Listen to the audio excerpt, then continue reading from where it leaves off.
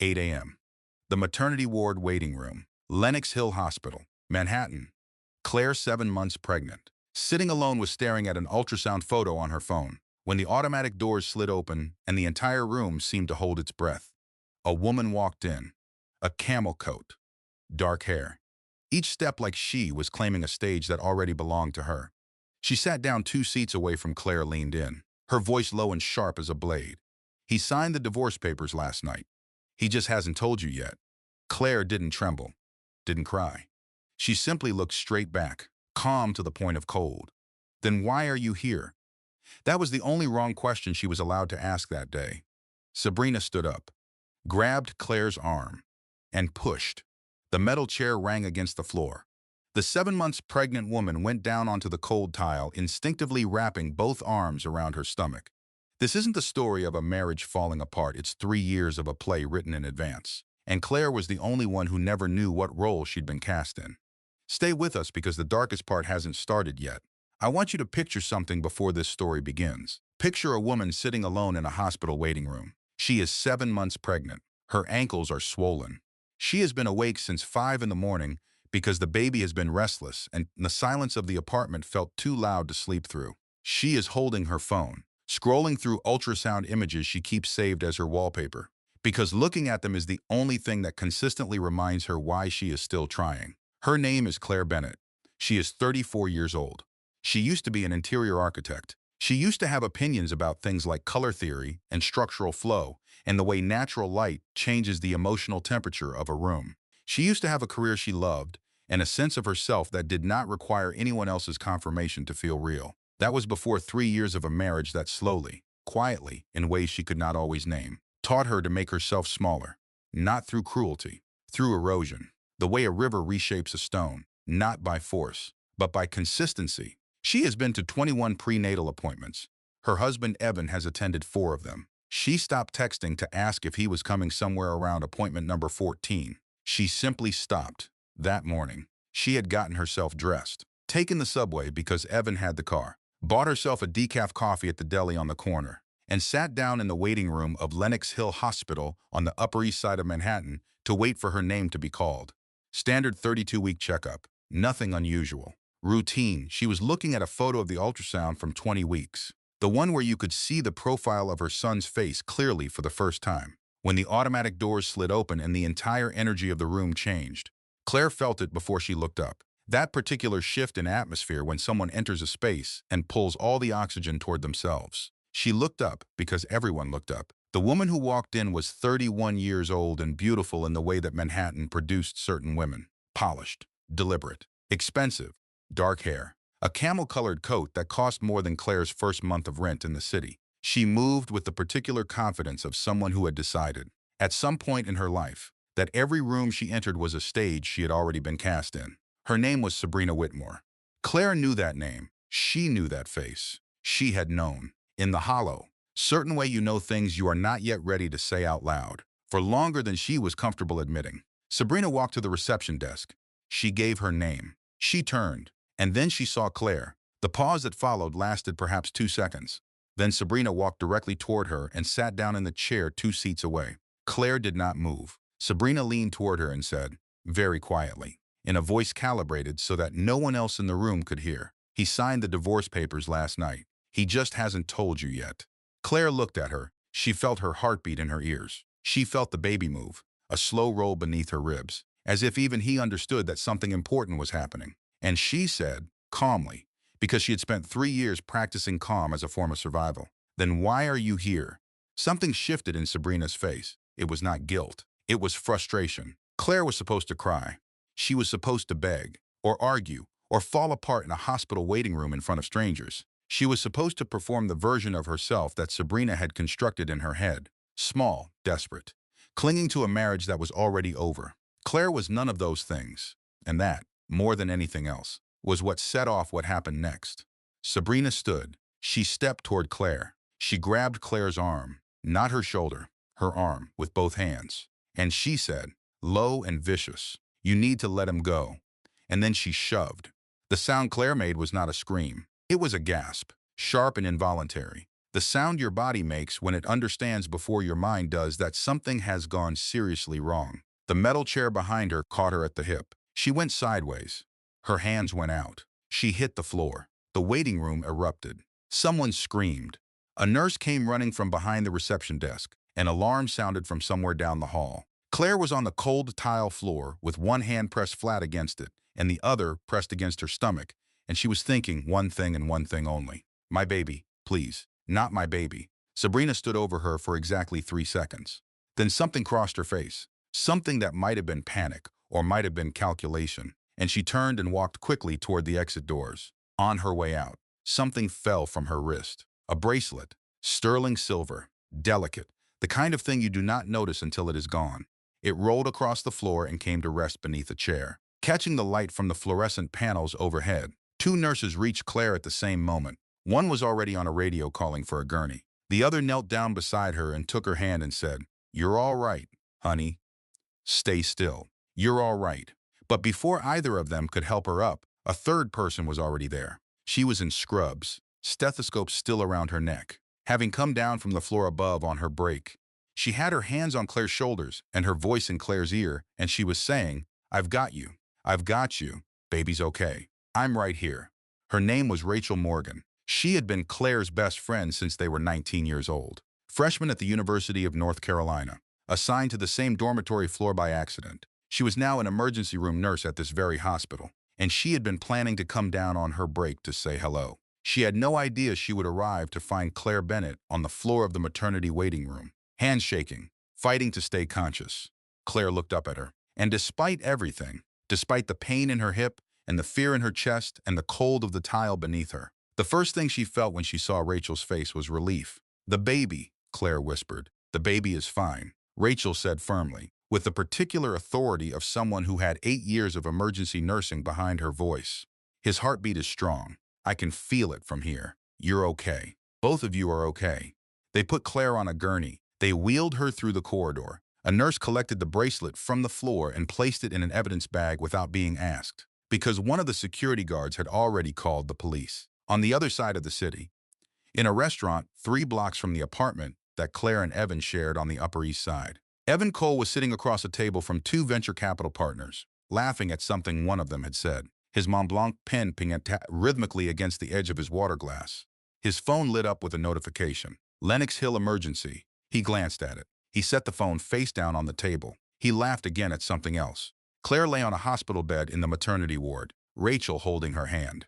An ultrasound technician pressing a wand to her stomach. The room was quiet except for the mechanical sound of the monitor, and then, suddenly, the steady, rapid percussion of a heartbeat. Her son's heartbeat, strong, uninterrupted, present. Claire closed her eyes and breathed. Rachel called James Bennett at 12:47 in the afternoon.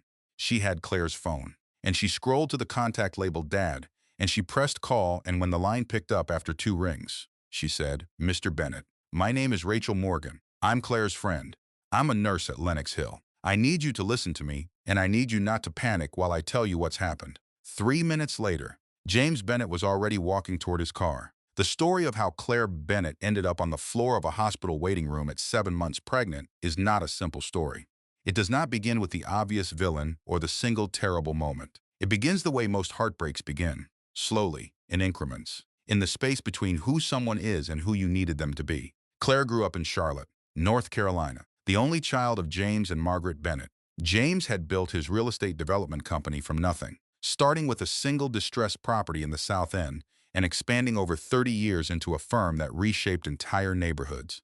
He was not the kind of wealthy that came from inheritance. He was the kind that came from getting up at 4 in the morning and understanding the value of a thing before anyone else did. Margaret Bennett died when Claire was 27, ovarian cancer. Diagnosed late, progressed fast. The 18 months between diagnosis and death were the most formative of Claire's adult life, and not in the way grief is supposed to be formative. What she learned in those 18 months was how to hold 2 things at once: love and loss, hope and certainty, presence and disappearance. She learned that some endings come slowly enough that you have time to memorize every detail of what you are losing. She also learned that her father, for all his power and capability in the world of business, did not know how to be present with pain. He managed it. He organized it. He paid for the best doctors and the best facility and the most comfortable room. He did not sit on the floor of the bathroom with Margaret on the bad nights. That was Claire. When her mother died, a distance opened between Claire and her father that neither of them had the language to close. They loved each other with the particular inarticulate fierceness of people who are too similar to communicate easily. They spoke on the phone every Sunday. They did not say the things that mattered. Then came Evan Cole. She met him at a mutual friend's housewarming party in Brooklyn, 2 years after her mother died. He was 30 years old, and he had the quality that Claire would later understand she had been most vulnerable to.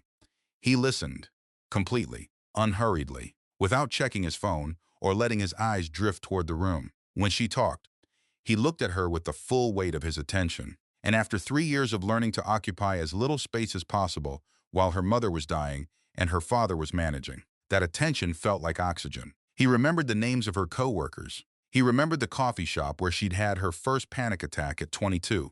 He remembered the color she'd told him she was thinking of using for a client's living room renovation. And he texted her 3 days later asking how the client had responded. He was thorough in the way that made you feel seen. She did not know yet that some people memorize details about you the same way they memorize a room they are planning to rob. Evan was co-founding a technology consultancy. He was smart, genuinely smart, with the kind of restless intelligence that is exhausting to be around until you fall in love with it. He wanted to build something from nothing, he said, in the early months. That what he admired most about Claire's father was that James Bennett had started with a single property and turned it into an empire through will and judgment alone. Claire thought that was romantic. She thought he was telling her he understood her family. She did not yet understand that he was conducting research. They dated for a year. He proposed on the rooftop of a restaurant in the West Village. The city spread below them in lights, a ring that was exactly the ring she would have chosen herself because he had paid attention to the one she'd pointed out in passing at a jewelry store 6 months earlier. She said yes, her father said, at dinner 3 weeks later, in his careful, measured way. I want to ask you something, and I want you to hear it as coming from love and not criticism. What do you know about how he handles difficulty? Because a man can be charming in the good times. The measure of a person is what they do when things get hard. Claire heard it as criticism. She defended Evan with the particular heat of someone who does not yet want to examine what they love too closely. They were married in the spring, white flowers.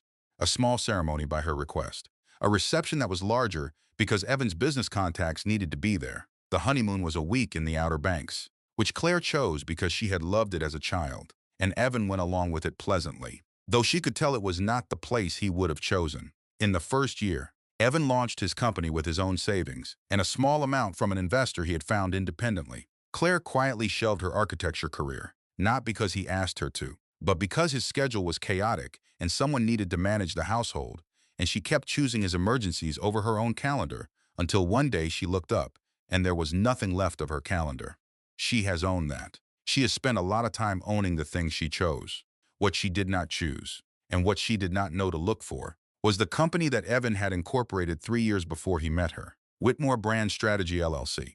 She did not know it existed. She had no reason to. It was registered in Delaware under a name that meant nothing to her, billed on his company accounts as a standard vendor. She paid the household bills from a joint account. She did not audit his business accounts. Why would she? She did not know that Sabrina Whitmore had existed before the proposal, before the rooftop, before the ring that was exactly the one she would have chosen herself. She did not know that the story she believed she was inside, the story of two people building a life together, had a different version running parallel to it, in hotel rooms and private dinners and encrypted messages. From the very beginning, what she knew was this.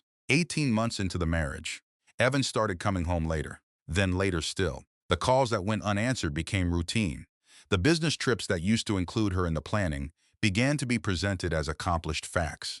And somewhere around the 2-year mark, a quality of attention that had once made her feel like the most important person in any room began to feel like a performance she could see the edges of. She told herself she was tired. She told herself the pregnancy was making her sensitive. She told herself a lot of things that protected her from having to look directly at what was happening.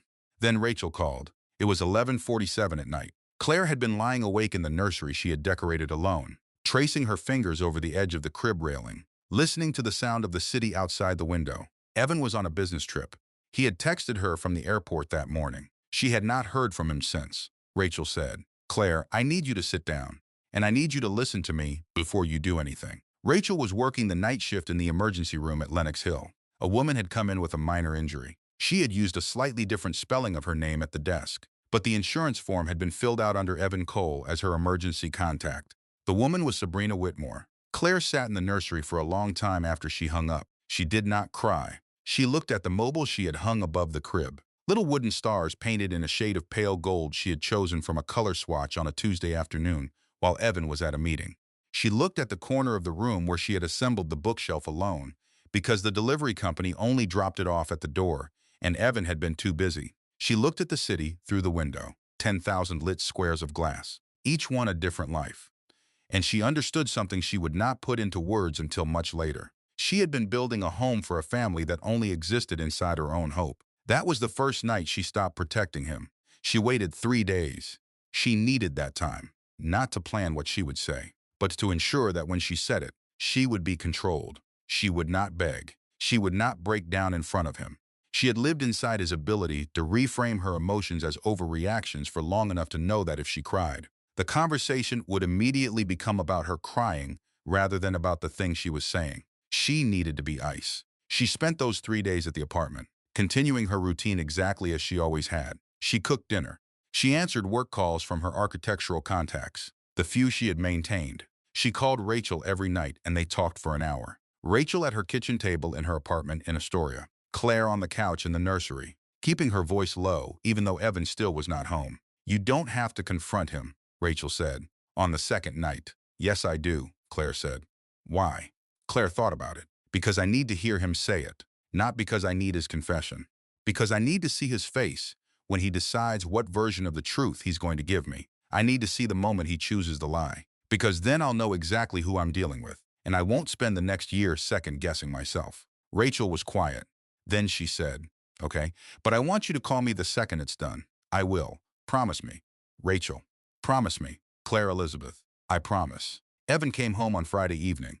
He came through the door looking tired and loosened, his jacket over his arm, his phone already in his hand even as he pushed the door closed behind him. He smelled like airport and something else, something faint and floral that was not Claire's perfume. And she had known that scent for months without letting herself name it. She had set his dinner on the table. She sat across from him.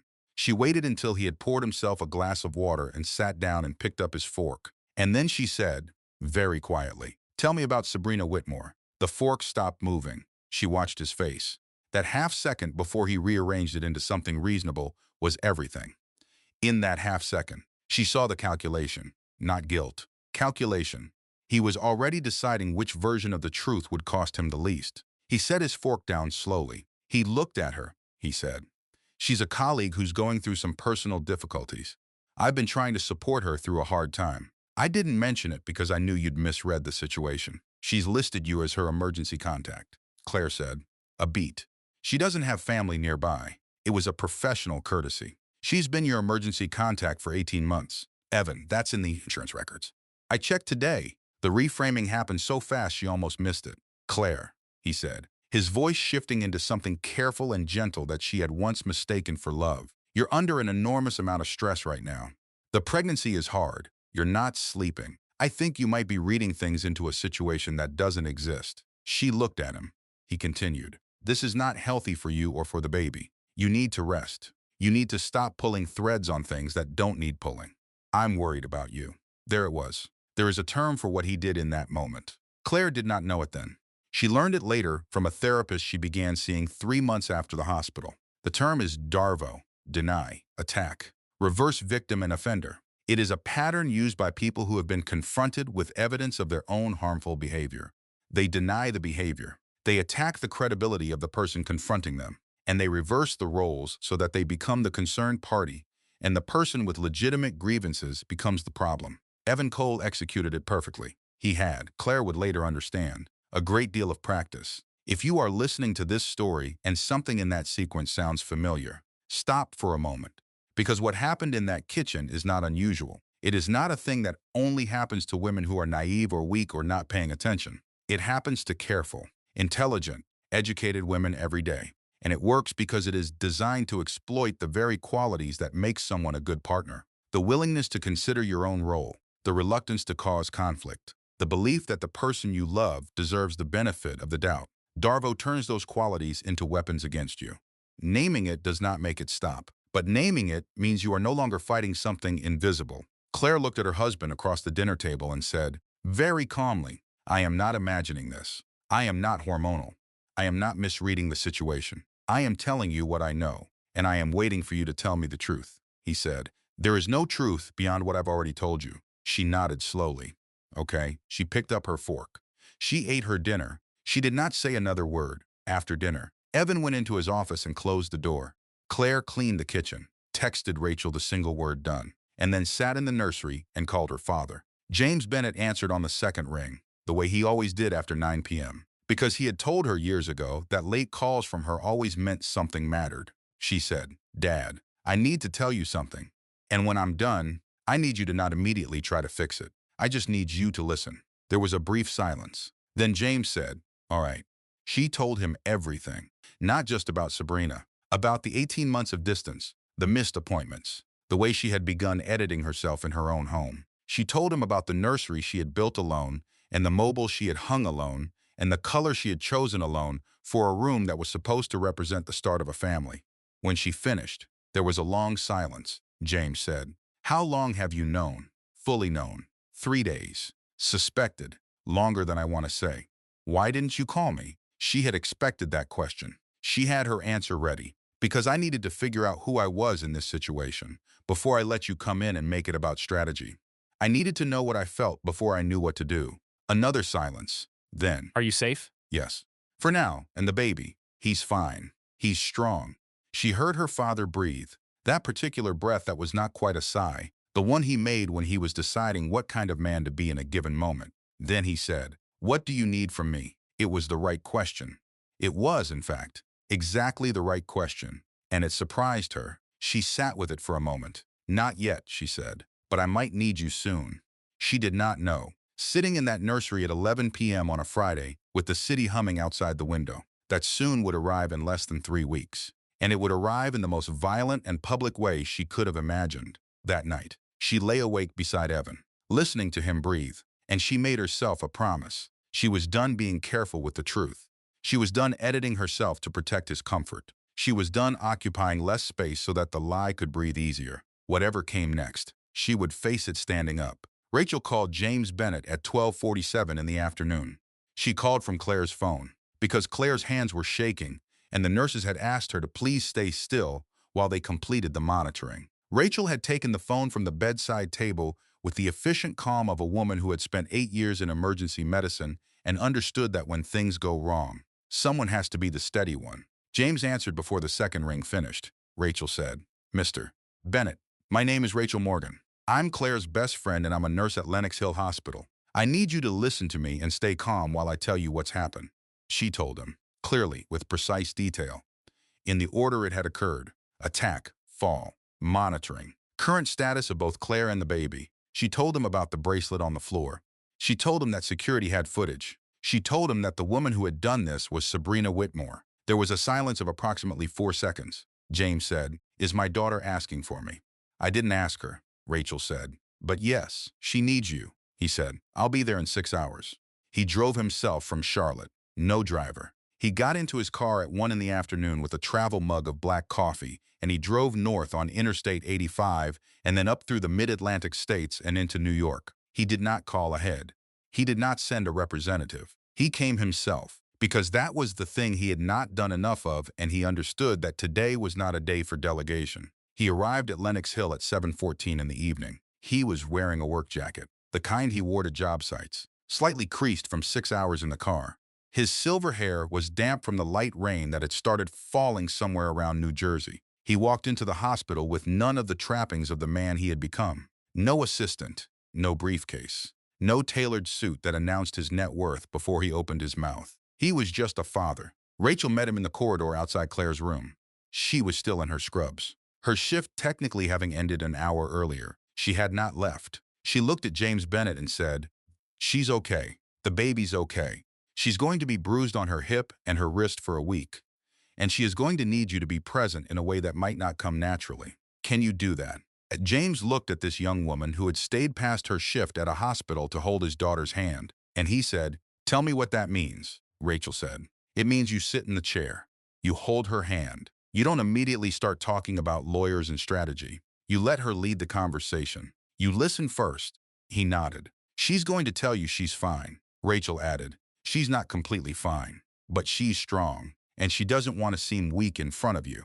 Don't mistake the composure for lack of pain, James said. You know her very well. 19 years, Rachel said. Since she was a nervous kid who showed up on our dorm floor with a portfolio of sketches she was embarrassed to show anyone. She's the best person I know. He looked at the door to Claire's room. Then he looked back at Rachel.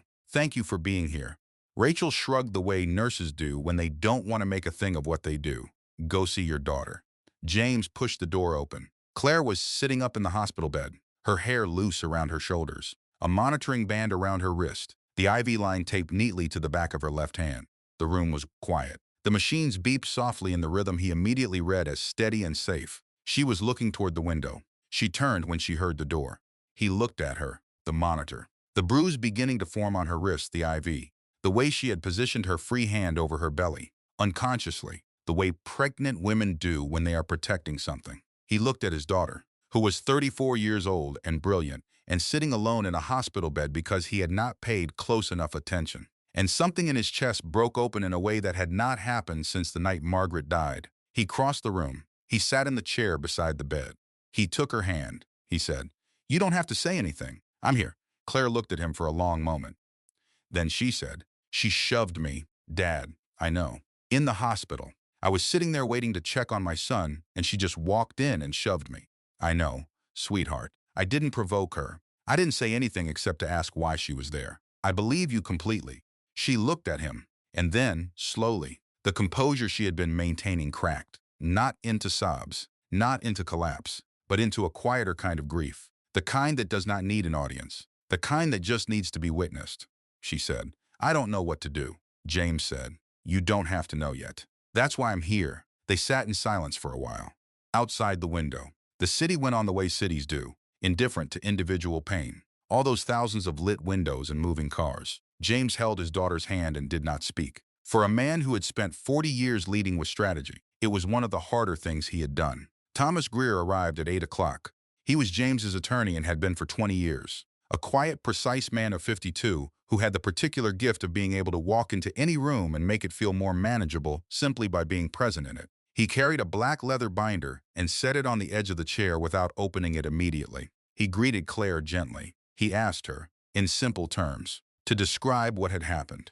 She told him. He listened without interruption, which was one of the things about Thomas that James had always valued. He understood that the first account of events was always the most important one, and he never contaminated it with questions too early. When she finished, Thomas opened the binder. He placed a photograph on the bedside table. It was a still from the hospital security footage. Claire in the waiting room chair, Sabrina standing over her, both hands extended forward. The moment before the shove captured with complete clarity. Claire stared at it.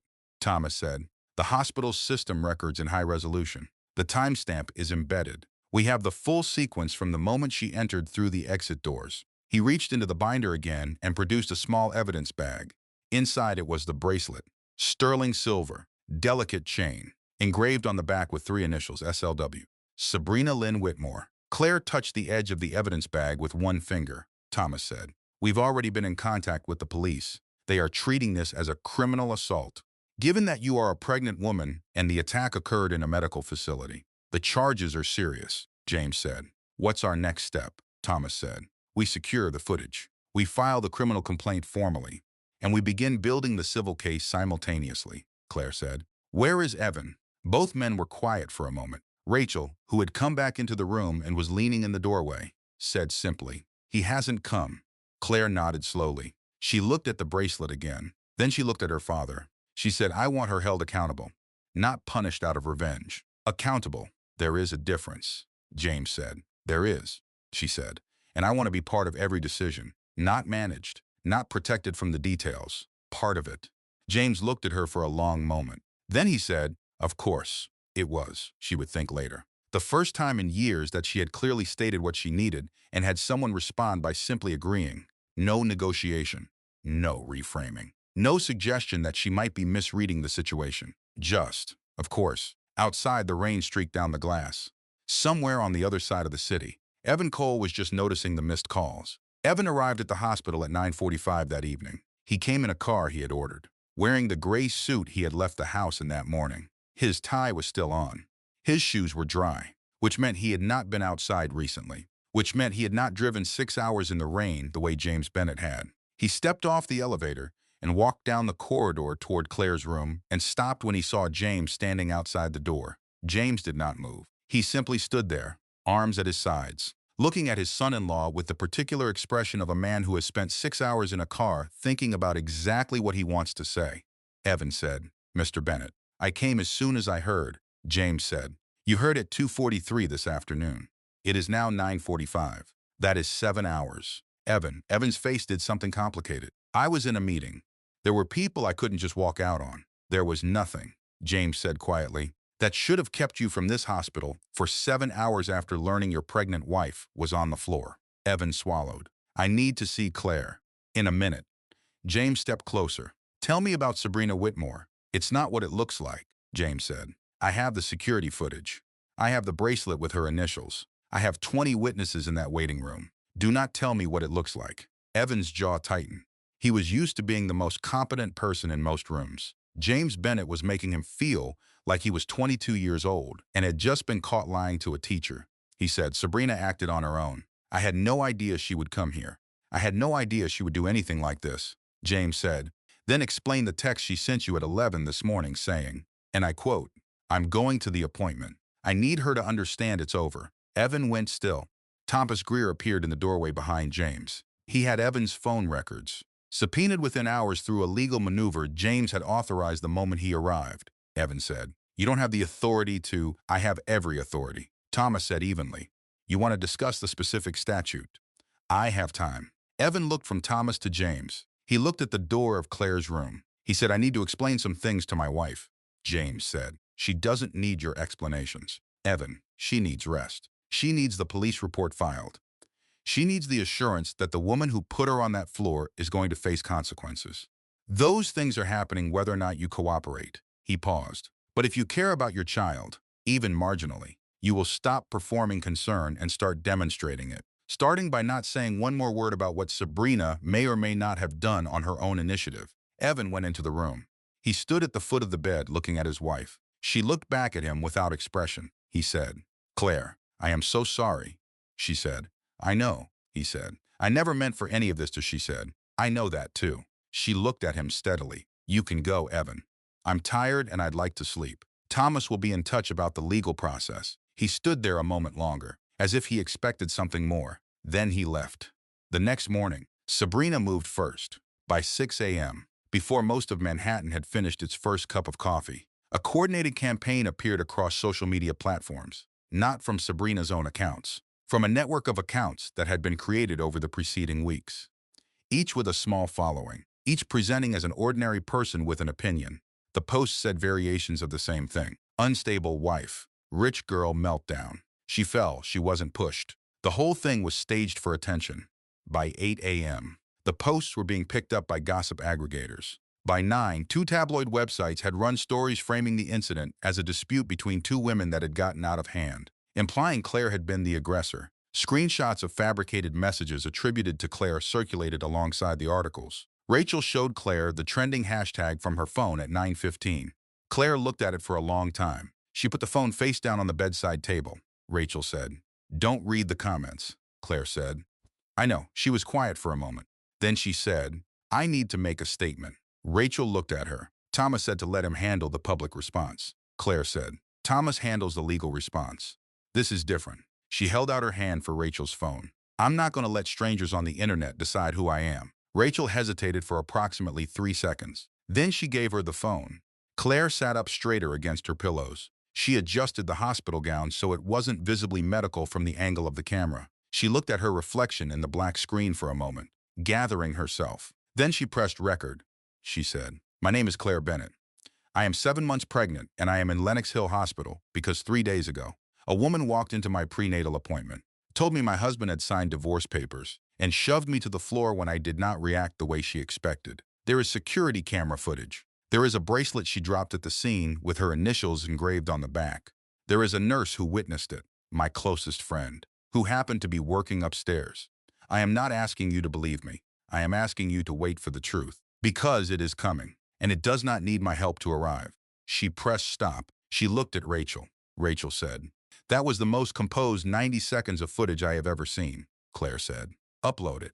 By midnight, it had been viewed 4 million times. Thomas Greer had a voice that Claire came to think of as having 3 registers. There was the ordinary voice, warm, measured, the voice of someone's trustworthy older brother. There was the careful voice, which was flatter, more deliberate, the voice he used when he was about to deliver information that required precise handling.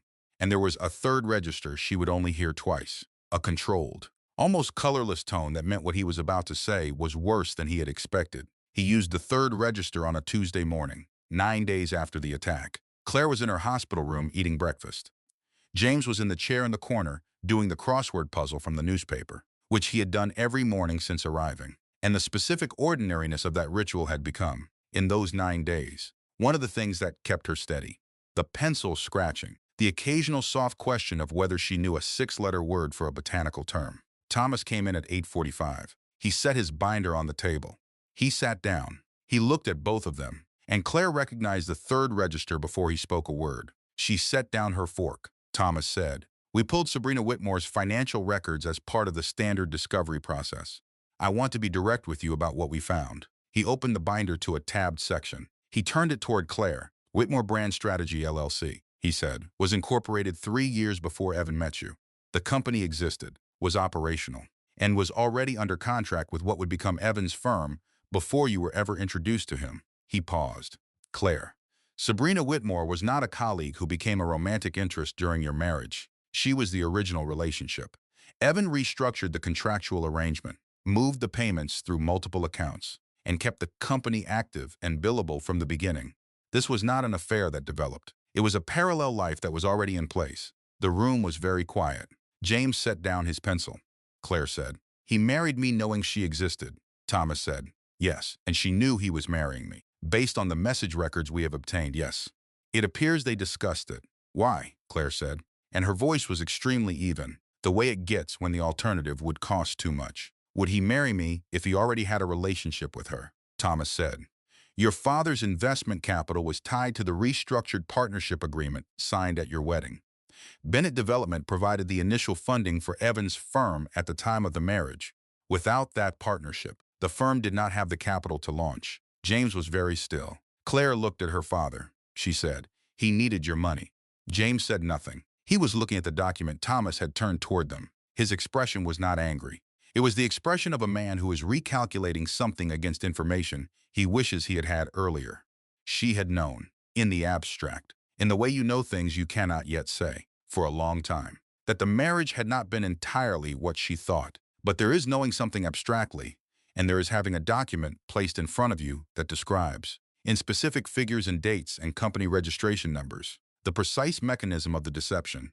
Those are 2 completely different experiences. She looked at the document. She looked at the figures. She looked at the date of the company registration, which was 11 months before she had met Evan at that housewarming party in Brooklyn. She thought of the rooftop restaurant, the Ring. He had known exactly what she would have chosen because he had been paying attention. He had been paying the kind of attention a person pays when they are building something. She had felt so seen. She had not understood that being seen and being studied were not the same thing. She put her hand on her stomach. Her son moved beneath her palm, slow and rolling, entirely unaware of the specific shape of the world he was about to be born into. She said to the baby, silently, the same thing she had said the night she found out about the 5-year plan. "You are the one thing in all of this that was never a lie," James said, quietly to Thomas. "Is there more?" Thomas said, "Yes." He turned to the next tab section. "Over the course of the marriage," Thomas said, "Evan executed a series of transfers from the trust account established in Claire's name by her grandmother's estate. He accessed the account through the joint financial management agreement signed at the time of the marriage. The transfers were routed through Whitmore Brand Strategy as consulting fees." He looked at Claire. "Over 5 years. The total amount transferred is $642,000. The number landed in the room like something physical. $642,000. From her grandmother's trust. The money her grandmother had saved over a lifetime of careful living in a small house in Raleigh and had left specifically to Claire because she believed in her and wanted her to have a foundation that was her own. Gone. Converted into consulting fees for the company belonging to the woman who had pushed her to the floor of a hospital at 7 months pregnant. James said, "That is federal wire fraud." Thomas said, "Yes," James said. "And financial abuse within a marriage," Thomas said. "Yes, on multiple counts." James picked up his pencil. He set it down. He looked at his daughter for a long time with an expression she had never seen on his face before. Not the crisis management face. Not the let me fix this face. Something older and rawer and more honest than any of those. He said, "Claire, I am sorry I did not look more closely at the beginning," she said. "You couldn't have known." He said, "I should have asked better questions," she said. "Dad," she waited until he met her eyes. "This is not your fault, and it is not mine either. Do you hear me? The only person responsible for what Evan did is Evan." Rachel, who had come in during Thomas's presentation and was standing by the window, said very quietly, "Amen." Thomas closed the binder. He said, "There is one more thing." He produced a printed screenshot. It was an email chain, internal, between Evan's corporate account and an address she did not recognize. He said, "This is from 8 months ago. The other account belongs to Evan's business partner, a man named Derek Walsh.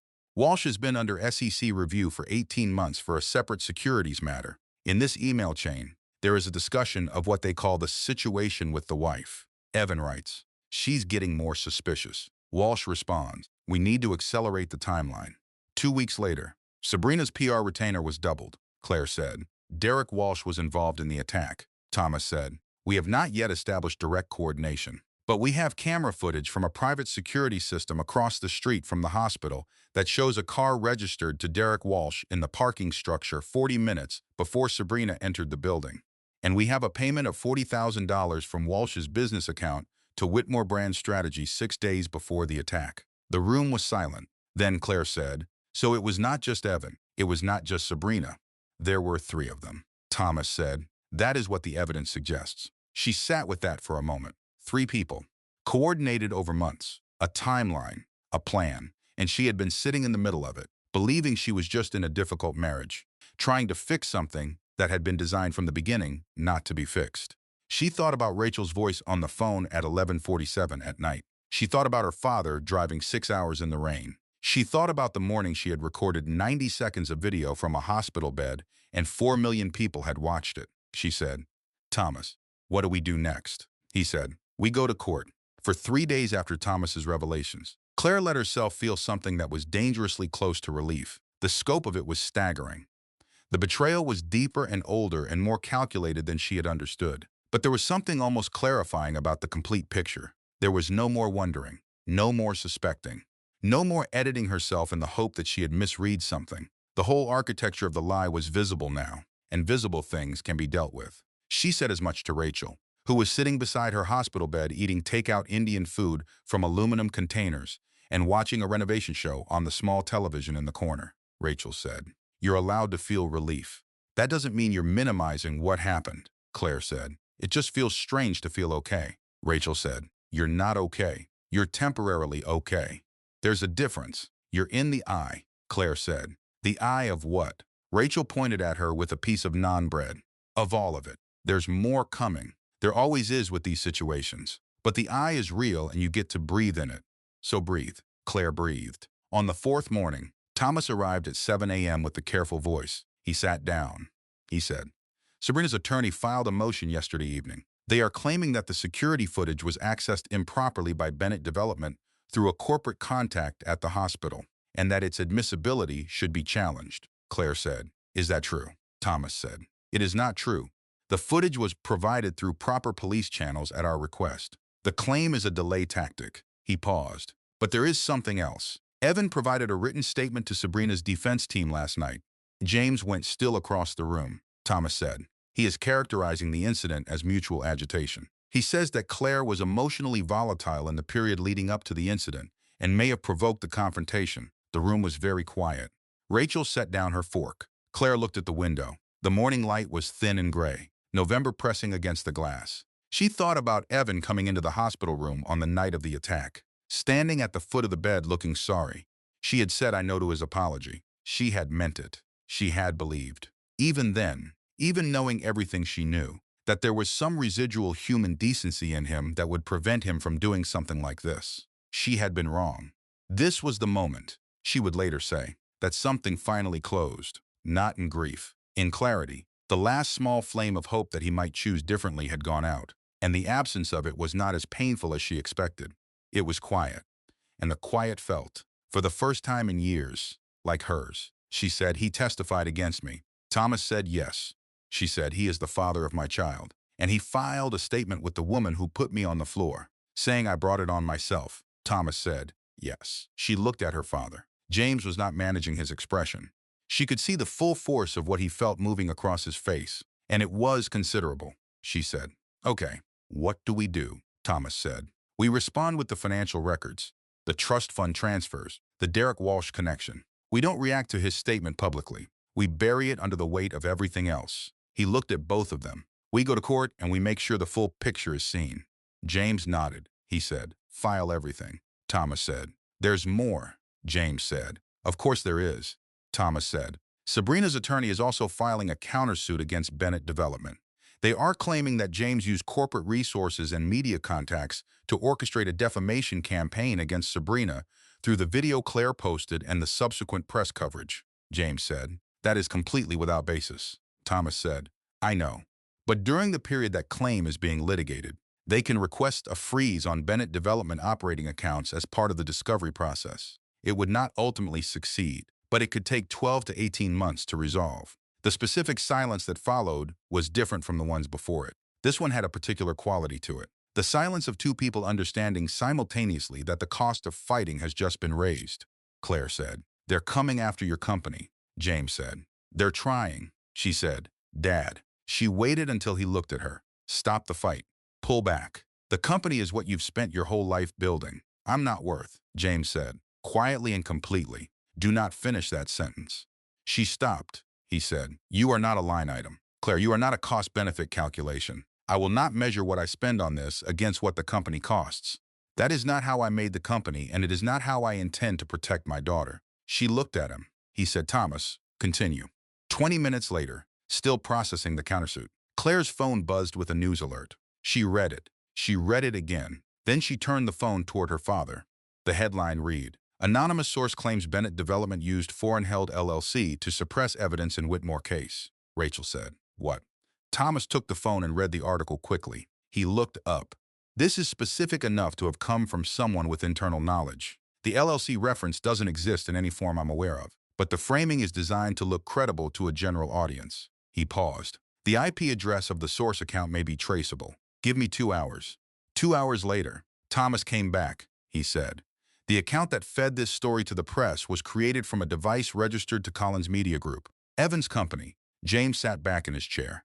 Claire looked at the ceiling of her hospital room. She thought, he signed a statement saying she provoked the woman who attacked her. He filed a countersuit through Sabrina's attorneys that targeted her father's company. And now he was feeding false stories to the press from his corporate servers. She said, "He's not just trying to protect himself. He's trying to burn everything." Rachel said, "Yeah." Claire said, "Okay." She sat up straighter. She reached for her phone. She called Thomas's number, even though he was standing right there, because she wanted to begin the call formally, on the record. She said, "Thomas, I want to testify. At the trial, I want to be on the stand. I want to say what happened in my own words." Thomas said, "Claire, the evidence is strong enough that you don't need to," she said. "I have spent 3 years in a marriage where someone else decided what version of events was true. I am done with that. I will testify." Thomas looked at her father. James looked at his daughter. He said, "We'll prepare." The next morning, Claire's water broke. 2 weeks before Claire's water broke, James and Thomas had been planning what Thomas called a controlled exposure. The Bennett Foundation hosted a charity gala every autumn at a venue in the city. James had not attended in 3 years, first due to Margaret's illness and then, after her death, because the events had reminded him too much of her presence at them. That year, he announced quietly through his office that he would attend. The announcement reached the press, as it was intended to, and along with it, through carefully placed channels. An item in a gossip column suggested that the gala would feature a significant announcement related to the ongoing Bennett family situation. Sabrina Whitmore, who had spent the preceding weeks trying to rebuild her public narrative through a series of social media posts and a paid interview with a minor lifestyle outlet. Received the information the same way she received most information, through her network of contacts who monitored everything related to the Bennetts. She came to the gala. Thomas had anticipated this. The seating, the security configuration, the position of every camera in the venue. All of it had been arranged with the assumption that she would come. The gala was not primarily a social event that evening. It was a setting. Claire insisted on being there. James had tried, once, to suggest she stay at the apartment. She said, "She put me on a hospital floor. If this is happening, I am standing in the room when it does," he said. "You're 36 weeks pregnant." She said, "I know. I was there for all of them." She wore a deep blue dress, simple, that draped cleanly over her pregnancy. Rachel stood beside her most of the evening. Thomas was positioned across the room near the AV setup. Sabrina arrived at 8:40. She wore gold. She came with a photographer and a person Claire assumed was a publicist, and she moved through the entrance with the specific performance of someone who intends to be seen not as a woman in legal jeopardy, but as a woman who had been wronged and was reclaiming her rightful place. She spotted Claire almost immediately. Their eyes met across the room. Sabrina smiled. James, standing near the stage, said to Thomas quietly. She took the bait. At 8:52, the lights dimmed. James stepped to the podium. He welcomed the guests briefly. He said he had an announcement. And then he nodded to the technician at the back of the room. The projection screen behind the stage came to life. The hospital security footage played in full clarity on a screen 12 feet wide. Sabrina entering the waiting room. The approach, the grab, the shove. Claire going sideways, the fall, every detail. Authenticated by 3 independent analysts and the NYPD. Time-stamped and verified. The room was completely silent for a moment. Then someone gasped. Then another person. Then the entire ballroom seemed to exhale at once. The sound of a large group of people understanding something simultaneously. Sabrina stood in the middle of the room as the footage played, and every head turned toward her. Her photographer quietly lowered his camera. Her publicist took a small step backward. Sabrina said, loudly enough to be heard. "That's edited. It's been manipulated." Thomas stepped forward with the authentication documents, signed by the NYPD and 2 independent forensic video analysts. He said, calmly, into the room's silence. "The footage has been certified by 3 separate sources. The timestamps are original. The file metadata is intact." Sabrina's voice cracked. "You cannot do this to me. You cannot stand there," and James said, from the podium. "We didn't do anything to you." "Sabrina, you did it in front of a security camera. We simply made sure it was seen." The room parted around her as security approached. Her publicist had disappeared. The photographer was already at the exit. She stood alone under the lights of a ballroom full of Manhattan's most connected, most gossipy, most influential people. And the expression on her face was one Claire had not seen from her before. She looked afraid. She was escorted out. Claire stood very still at the edge of the room. Rachel's hand was on her arm, steady.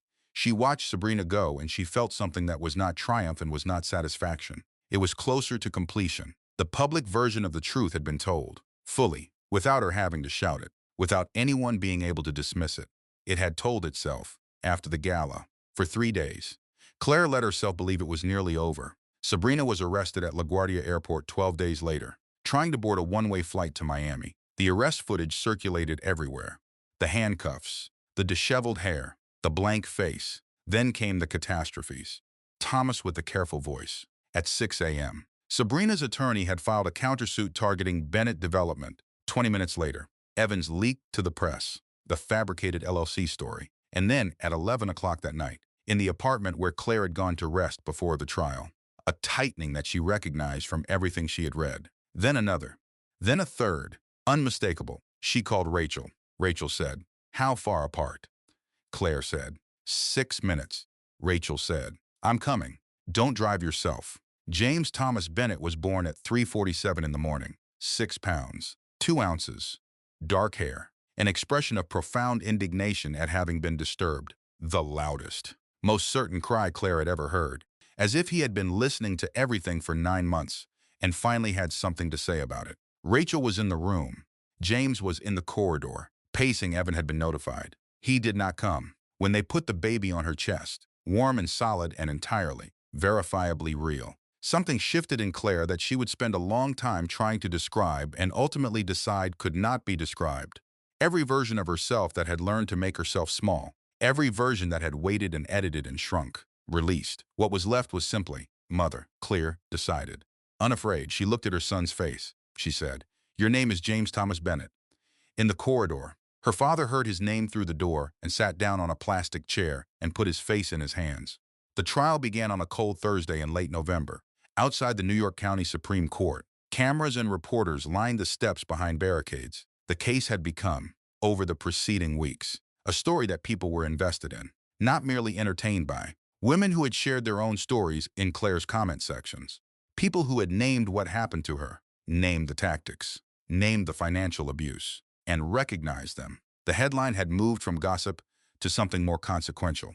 Inside, the courtroom had the particular gravity of a place where things become official. Sabrina sat at the defense table in a dark blazer, her nails tapping intermittently against the wood.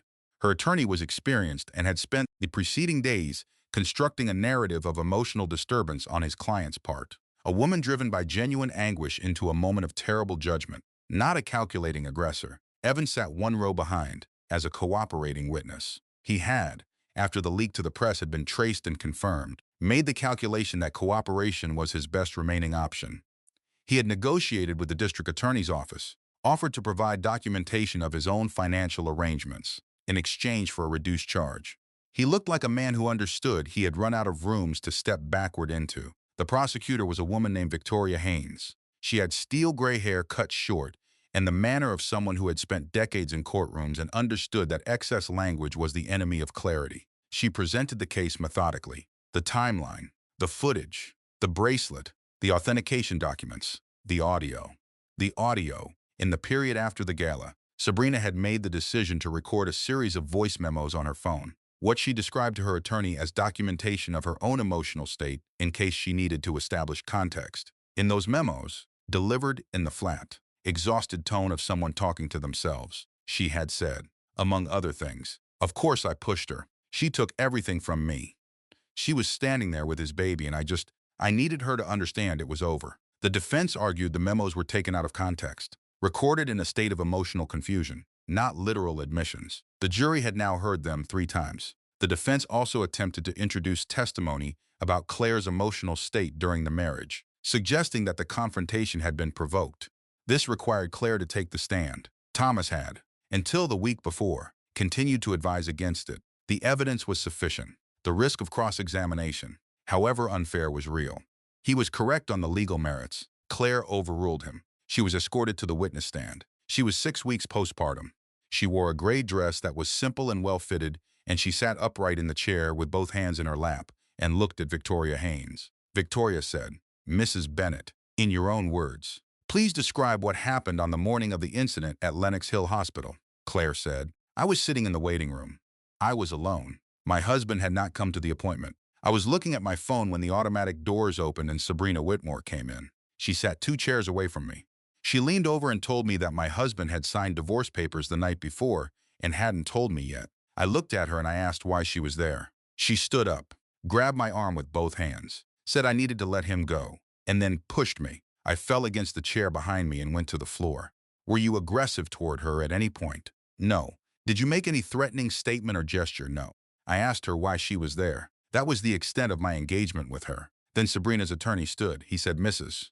Bennett, isn't it true that you had been experiencing significant emotional difficulties throughout your pregnancy?" Claire said, "I had been in a marriage where my husband was conducting a parallel relationship that predated our wedding and withdrawing funds from my grandmother's trust account to finance that relationship. I'd characterize my emotional state as appropriately aware of the situation I was in." A sound moved through the courtroom.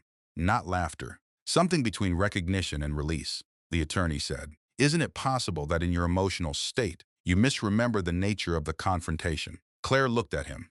She said, "There is a security camera in that waiting room. It recorded what happened from a position approximately 8 feet away. My recollection and the footage are identical, frame by frame. Would you like to review it again?"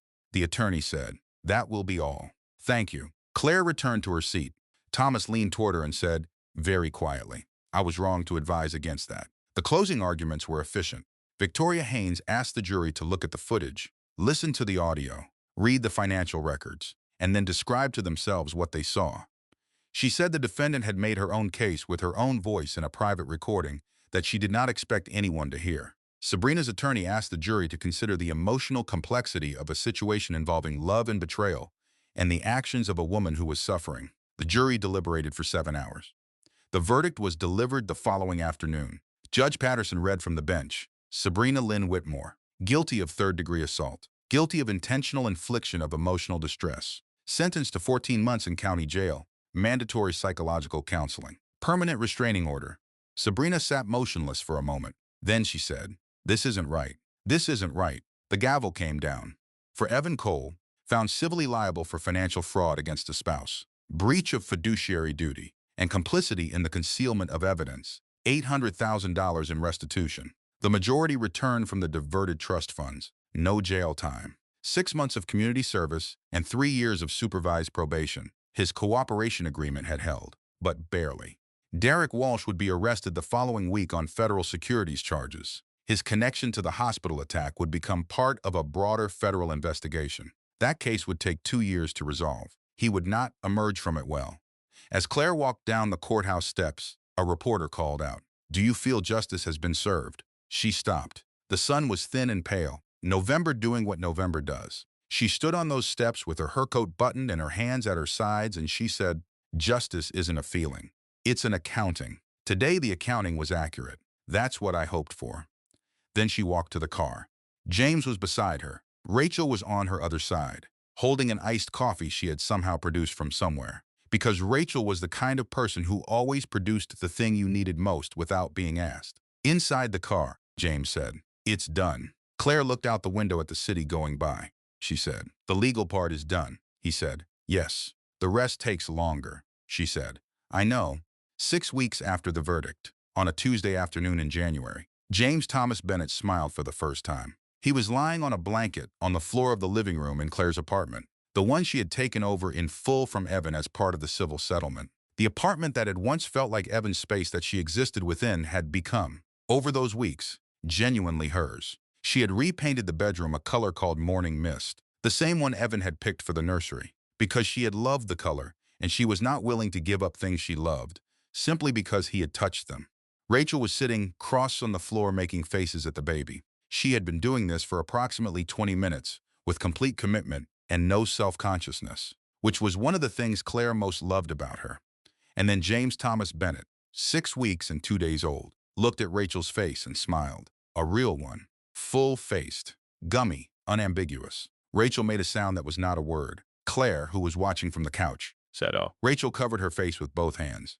Her shoulders shook. Claire's father, who was in the kitchen making coffee because he had been coming by every Tuesday afternoon since the verdict, and this had become their rhythm, came into the doorway and said, "What happened?" Rachel pointed at the baby, who was now looking pleasantly at the ceiling. James said, "Did he?" Claire said. "He did." James Bennett, who had built a real estate empire, who had filed federal legal briefs and hired crisis teams and driven 6 hours in the rain, sat down on the edge of the couch and looked at his grandson and was entirely undone. He put his hand over his face the same way he had in the hospital corridor when he heard his name through the door. And then he composed himself in the way men of his generation do, which is to say imperfectly and visibly. Claire watched him. She thought, this is what the money never bought. This is the thing the whole architecture of the lie tried to prevent from existing. This small, clear, ridiculous moment of a baby smiling at someone who loves him.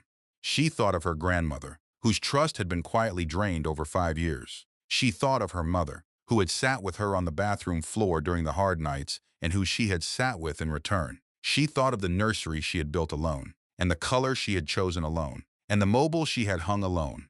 She thought of the ultrasound photo she had been looking at when Sabrina walked through those hospital doors. She thought, I thought that was the beginning of a loss. It was the beginning of something else entirely. 3 months earlier, James had announced the creation of the Bennett Foundation for Maternal Safety. It was not announced at a gala. It was announced at a community meeting in Charlotte, in a church basement, with 43 people in attendance. The foundation provided funding for security system upgrades in hospital outpatient facilities, legal aid resources for pregnant women navigating domestic situations, and mental health support services for expecting mothers without adequate access. The restitution money from Evan's civil liability went entirely into the foundation's first year of funding. By January, the foundation had received partnership inquiries from 11 hospital systems across 6 states. Thomas called on a Wednesday with the careful voice, which now, after everything, Claire had learned to hear without flinching. He said, the foundation's legal status is fully established. The first grant cycle opens in February. She said, good, he said. There is one other thing, she said. There always is. He said, Evan's attorney contacted my office. Evan would like to be involved in the child's life. Supervised visitation. He is not contesting full custody. She sat with that for a moment. Her son was asleep in the next room in the crib she had assembled again in the new apartment. The same crib she had built alone the first time in the old nursery. Same crib, different room, different life, she said. Schedule a meeting. I'll hear what he proposes. But Thomas, I wanted in writing from the start that any access is conditional on continued accountability. No exceptions, Thomas said. Understood, she said. And Thomas, she paused. Thank you for all of it, he said in the ordinary register.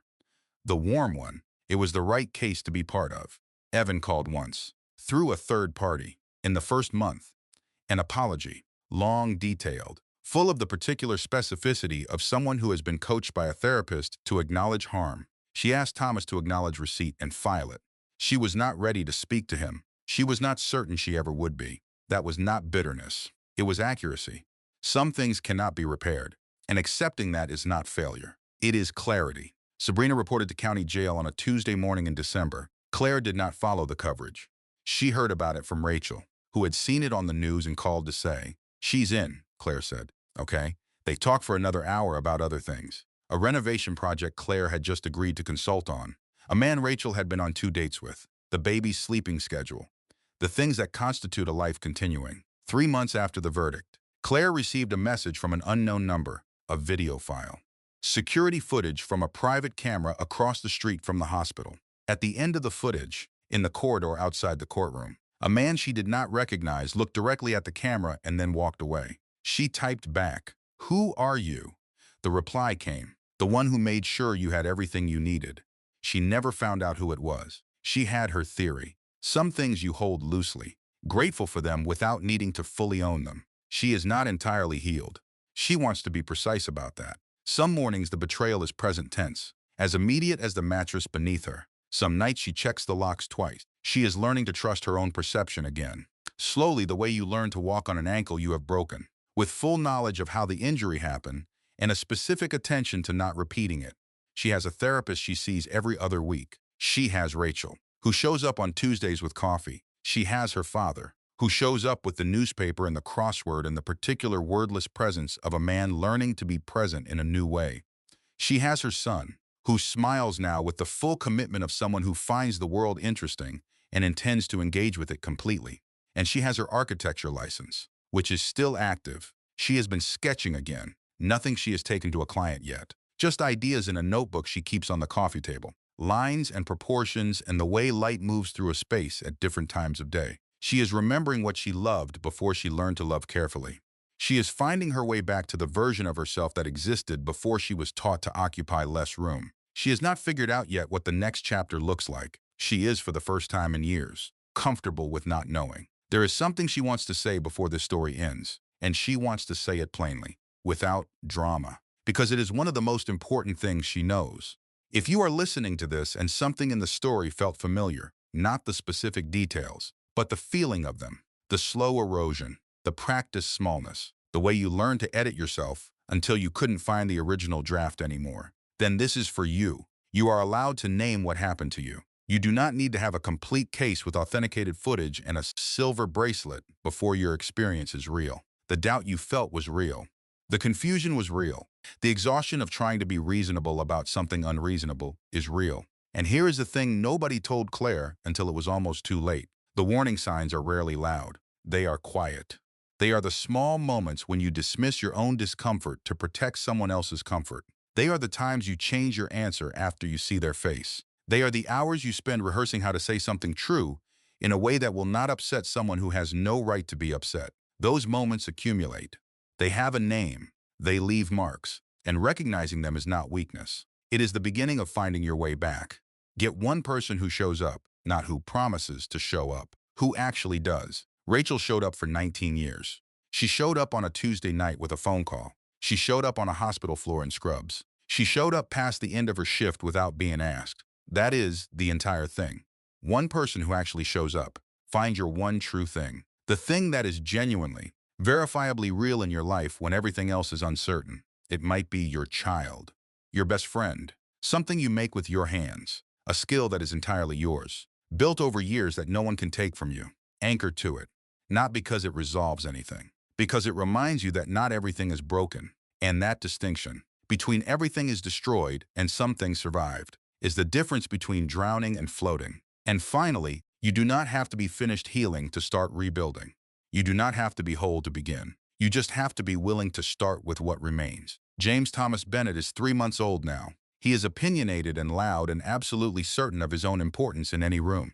He has, according to Rachel, a devastating smile and a complete unwillingness to sleep past 5 in the morning. He gets the smile from his mother. The stubbornness is from both sides. Claire sits with him in the mornings while the city wakes up outside the window, her coffee on the table beside her, a notebook open on her knee.